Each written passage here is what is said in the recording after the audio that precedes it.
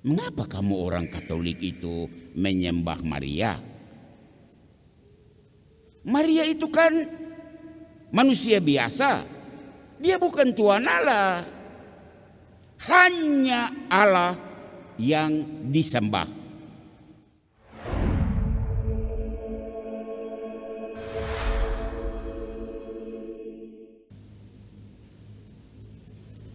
Aku ini hamba Tuhan, terjadilah padaku menurut kehendak-Mu. Bapak-bapak, ibu-ibu, saudara-saudari, dan anak-anak yang saat ini berada di dalam gereja katedral ini, juga umat atau siapapun yang saat ini mengikuti misa live streaming dari gereja katedral. Hari ini dalam gereja Katolik di seluruh dunia dirayakan hari raya kabar sukacita. Maria dikunjungi oleh Tuhan Allah sendiri lewat utusannya malaikat Gabriel. Dan malaikat Gabriel membawa sebuah berita yang sekarang kita sebut sukacita. Tapi untuk Maria itu bukan sukacita, itu beban yang sangat berat. Di banyak gereja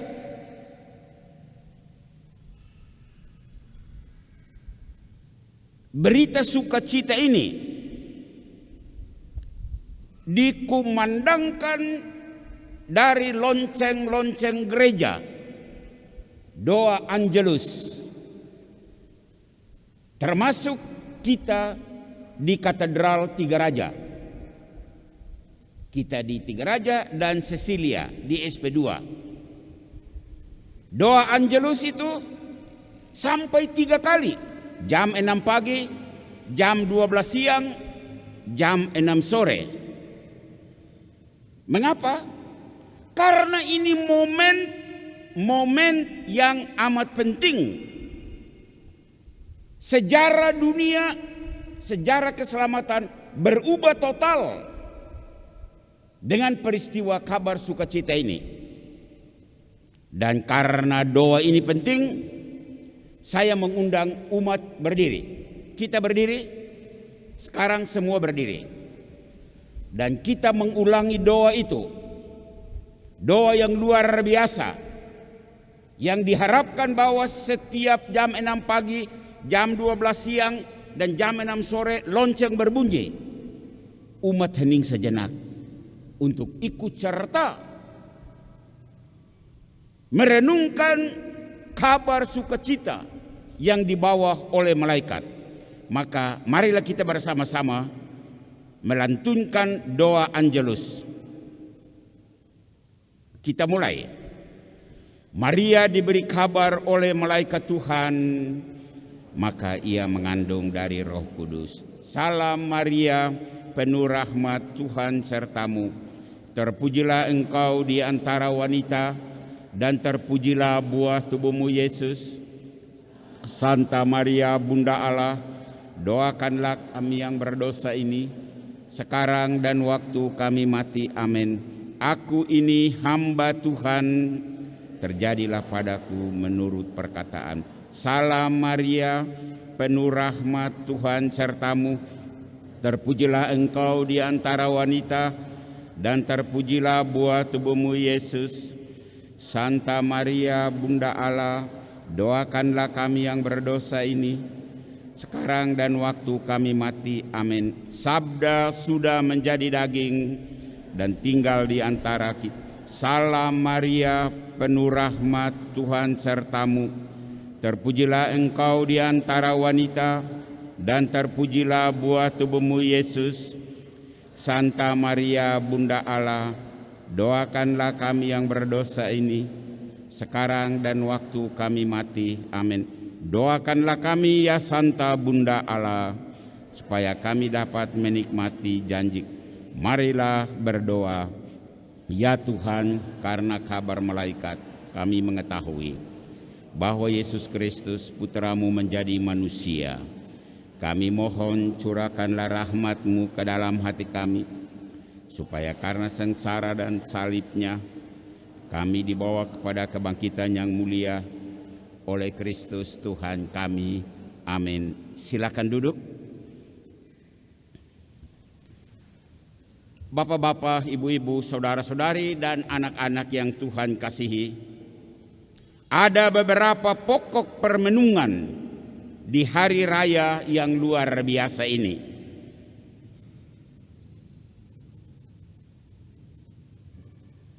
Permenungan yang pertama, wanita yang bernama Maria bukan wanita sembarangan. Bukti biblis jelas, dan saya menyebut keistimewaan Maria dengan bukti biblis itu. Yang pertama, keistimewaan Maria, Allah Bapa menghormati Maria. Allah Bapa dekat dengan Bunda Maria sampai tingkat penghormatan. Dia kan Tuhan Allah, dia tinggal bersabda saja. Tetapi sampai Allah Bapa mengirim utusannya untuk bertemu dengan perempuan ini. Ave Maria, gratia plena. Salam Maria, penuh rahmat.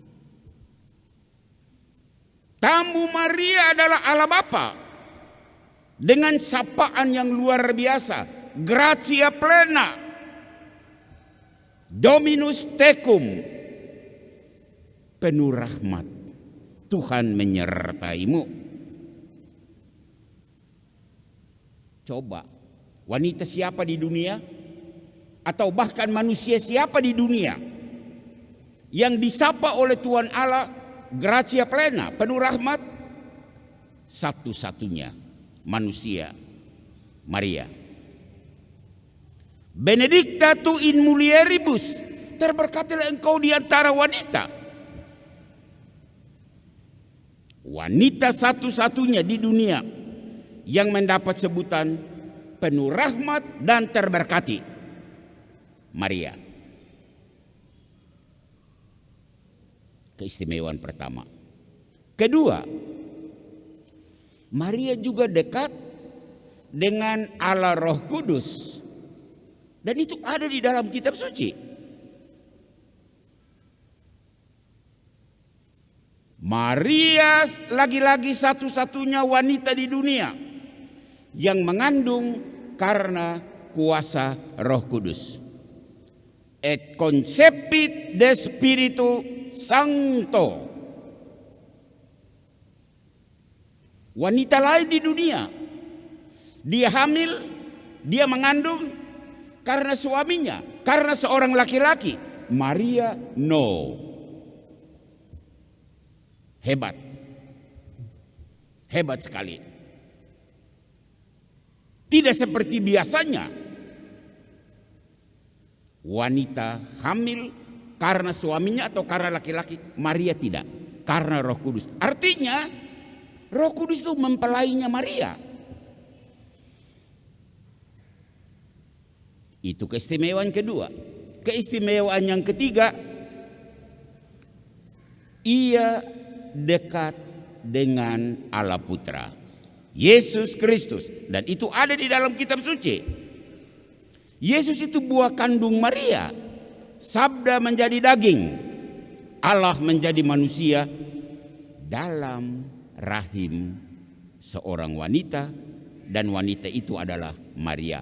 Et verbum caro factum est. Sabda itu menjadi daging. Dan peristiwa bersejarah itu ada di dalam rahim seorang wanita. Wanita itu Maria. Artinya apa? Tiga keistimewaan itu. Allah Bapa menghargai dan menghormati Maria, Allah Roh Kudus menghargai dan menghormati Maria, Allah Putra menghargai dan menghormati Maria. Kesimpulan jelas. Kita yang hanya manusia biasa seharusnya menghargai dan menghormati Maria, sama seperti Allah Tritunggal lebih dahulu sudah menghargai dan menghormati Maria. Itu pokok pikiran yang pertama. Pokok pikiran yang kedua, orang Katolik sering mendapat pertanyaan atau bahkan serangan dari orang-orang non-Katolik. Dan serangan itu berbunyi begini: mengapa kamu orang Katolik itu menyembah Maria? Maria itu kan manusia biasa. Dia bukan Tuhan Allah. Hanya Allah yang disembah. Apa jawaban orang Katolik? Apa tanggapanmu terhadap serangan ini? Dengar baik-baik. Serangan itu kalau benar itu ada, maka saya pastormu harus mengatakan mereka salah sasaran. Ibarat kalau serangan itu sebuah pukulan, mereka pukul angin kosong. Orang hanya menyembah Tuhan. Katolik setuju dengan itu. Maria bukan Tuhan Allah. Katolik setuju dengan itu. Maria tidak boleh disembah. Katolik setuju dengan itu. Dan hal ini jelas dalam ajaran gereja, magisterium, hukum gereja Katolik, Codex Iuris Canonici, jelas-jelas mengatakan hal itu. Dan saya ingin menyebutnya supaya umat tahu ternyata itu ada di dalam hukum gereja. Kanon 1186 berbunyi, saya membaca teks aslinya dan kemudian terjemahkan. Ad sanctificationem populi Dei fovendam, untuk menunjang pengudusan umat Allah. Ecclesia peculiari et filiali Christi fidelium, gereja menganjurkan agar umat beriman Kristiani secara khusus dan dengan sikap seorang anak, dan ini intinya, venerationi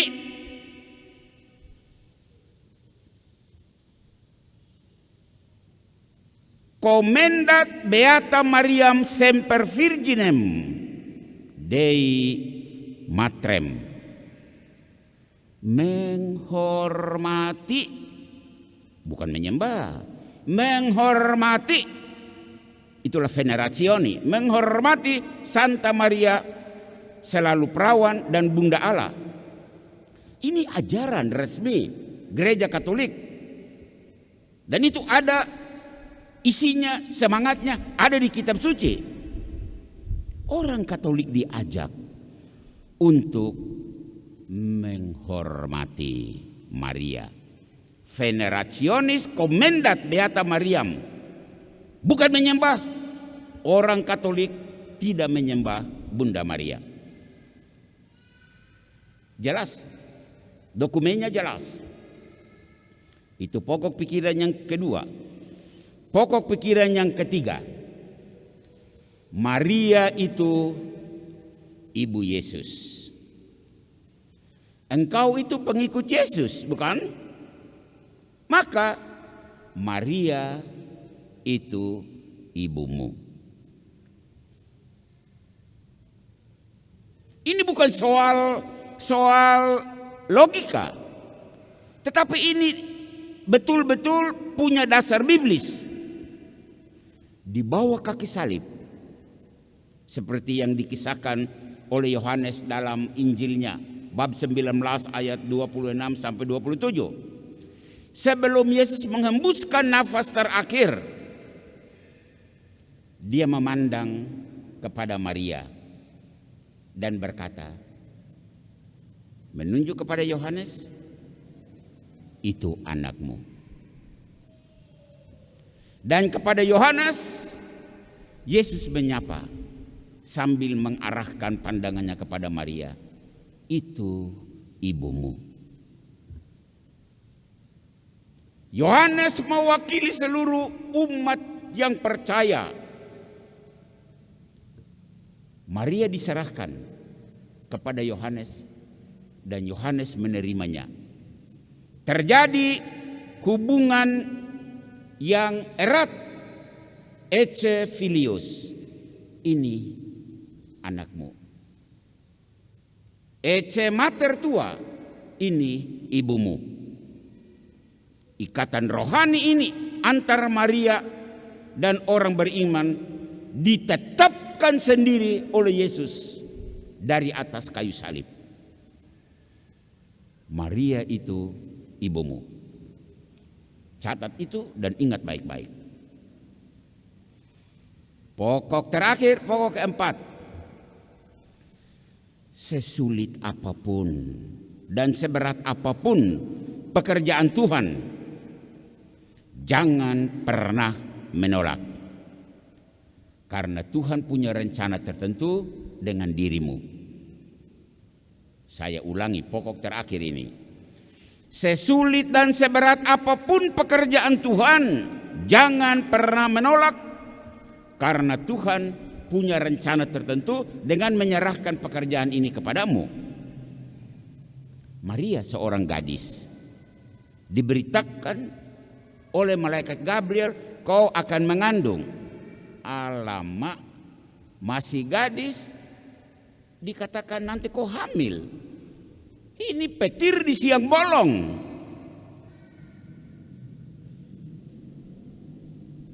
Maria sebetulnya merasa berat dan dia bertanya, bagaimana mungkin? Saya belum kenal seorang laki-laki secara dekat. Saya belum bersuami. Lalu saya hamil bagaimana? Dan malaikat itu menjawab, Roh Kudus akan turun atasmu. Sekarang kita tahu Roh Kudus. Seorang gadis belia ini dalam menghadapi kasus berat ini, Roh Kudus, siapa itu Roh Kudus? Roh Kudus menyertai saya. Ini sebuah tanda tanya besar. Tetapi dengan begitu bersemangat Maria menjawab, aku ini hamba Tuhan. Terjadilah padaku menurut perkataanmu. Fiat voluntas tua. Dan dengan kesediaan Maria ini, dunia gelap berubah menjadi terang. Begitulah Bapak Ibu, di paroki, di gereja, engkau diserahi salah satu tugas, salah satu pekerjaan pelayanan. Berat, tetapi Tuhan melihat dirimu, engkau dibutuhkan, engkau mau dipakai. Jangan menolak. Karena Tuhan punya rencana tertentu untuk dirimu. Seperti Bunda Maria. Engkau akan berguna untuk banyak orang karena tawaran tugas pelayanan itu. Marilah kita belajar dari Bunda Maria. Siap sedia bila dibutuhkan. Itulah pesan 4 butir pokok permenungan untuk kita sore hari ini pada Hari Raya Kabar Sukacita. Tuhan memberkatimu, Tuhan memberkati kita semua, Tuhan memberkati paroki kita ini. Selamat Hari Raya Kabar Sukacita. Amin. Kita hening sejenak untuk merenungkan firman Tuhan ini.